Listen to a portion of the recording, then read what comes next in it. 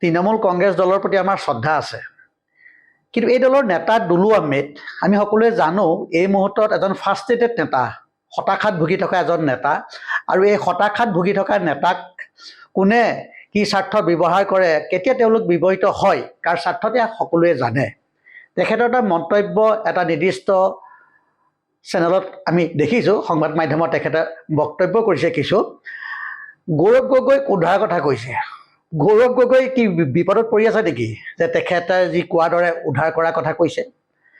চাওক, দুলু আহমেদ ডাঙৰীয়াই কি নকয়। তেখেত কংগ্ৰেছ দলত আছিল, কংগ্ৰেছ দলৰ পৰা টিকেট নোপোৱাৰ পিছত তেখেতে কংগ্ৰেছ দল ত্যাগ কৰিছিল। সেই সময়ত কংগ্ৰেছ দলৰ নেতৃত্বৰ বিৰুদ্ধে তেওঁ সেই সময়ত বহুত কিবা কিবি মন্তব্য কৰিছিলে। তাৰপিছত তেওঁ জাতীয় পৰিষদ দললৈ গৈছিল, সকলোৱে জানে। জাতীয় পৰিষদ দলৰ পৰা যেতিয়া ওলাই আহিলে, জাতীয় পৰিষদৰ নেতৃত্বৰ বিৰুদ্ধে তেওঁ বহু কথা কৈ থৈ গ'ল। তেওঁ এজন হতাশাগ্ৰস্ততাত ভুগি আছে।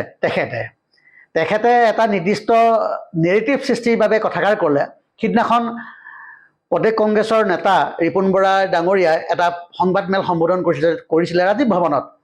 ৪৪ মিনিটৰ এই সংবাদমেল আছিলে আৰু ৪ পৃষ্ঠাত ইয়াৰ প্ৰেছ ৰিলিজ কৰা হৈছিলে। আৰু এই প্ৰশ্নখিনিৰ উত্তৰ, তেওঁ যিখিনি প্ৰশ্ন উত্থাপন কৰিছিলে এই সংবাদ মাধ্যমৰ যোগে, এই প্ৰশ্নৰ উত্তৰ কিন্তু শাসকীয় পক্ষৰ হাতত নাছিল, মুখ্যমন্ত্ৰীৰ হাততো নাছিল।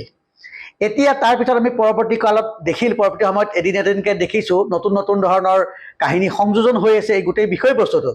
আৰু এইবাৰ এই কাহিনীত সংযোজন হৈছে এই ফাৰ্ষ্ট্ৰেটেড নেতা দুলু আহমেদ ডাঙৰীয়া।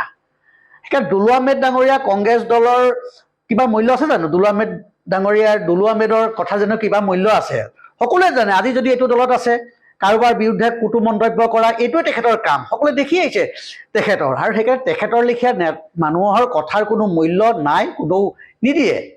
আৰু যিখিনি প্ৰেছ মিটৰ, যিখিনি সংবাদ মেলৰ যিখিনি কথাৰ এতিয়ালৈকে উত্তৰ, প্ৰতিটো কথাৰ উত্তৰ কিন্তু শাসক পক্ষই দিব পৰা নাই। তেনেকুৱা অৱস্থাত কিন্তু তেখেতে সংবাদ মাধ্যমৰ এই কথাবিলাক কাৰ প্ৰৰোচনাত কি কাৰ্ডে দিয়া গৈছে সকলোৱে বুজি পায়।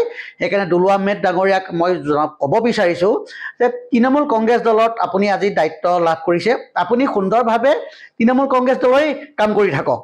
অসমৰ ৰাইজে কংগ্ৰেছ দলৰ কি হ'ব কি নহ'ব, কংগ্ৰেছ দলৰ কথা চিন্তা কৰিবলৈ ইয়াৰ কৰ্মীসকল আছে, ইয়াৰ বিভিন্ন নেতা কৰ্মীসকল আছে, কংগ্ৰেছ দলক ভাল পোৱাসকল আছে, অসমৰ ৰাইজ আছে। কিন্তু আপুনি চিন্তা কৰিব নালাগে, আপুনি নিজৰ দলৰ কথা চিন্তা কৰক। যিখিনি সময়ত গৌৰৱ গগৈ ডাঙৰীয়াক কংগ্ৰেছ দলৰ সভাপতি নিয়োগ কৰাৰ পিছত এক পৰিৱেশৰ সৃষ্টি হৈছে, অখিল গগৈ ডাঙৰীয়া, অৰুণজ্যোতি গগৈ ডাঙৰীয়া সকলোৱে লৈ এটা উৎসাহ প্ৰদৰ্শন কৰিছে যে আহিব লগা সময়ত সাম্প্ৰদায়িক বিজেপিৰ বিৰুদ্ধে এক সন্মিলিত যুঁজ দিয়াৰ যি পোষকতা কৰিছে।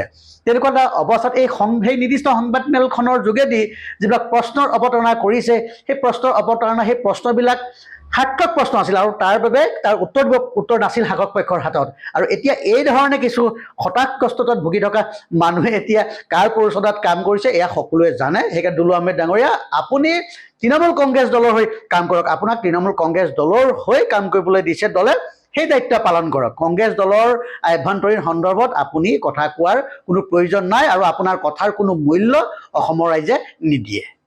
যিকোনো খবৰৰ বাবে যোগাযোগ কৰক 7099017330 লগতে 7099017110 নম্বৰত।